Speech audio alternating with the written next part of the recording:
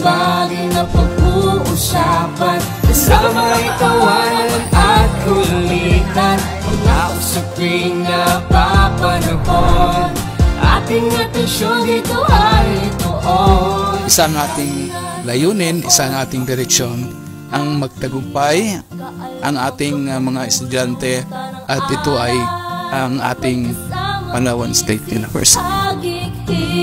Di ka mabibigo sa pakikinig. Titay aral sa mga estudyanteng numero 1, Palawan SU Convo. Ikaw ay maririnig. Dito lang yan sa Palawan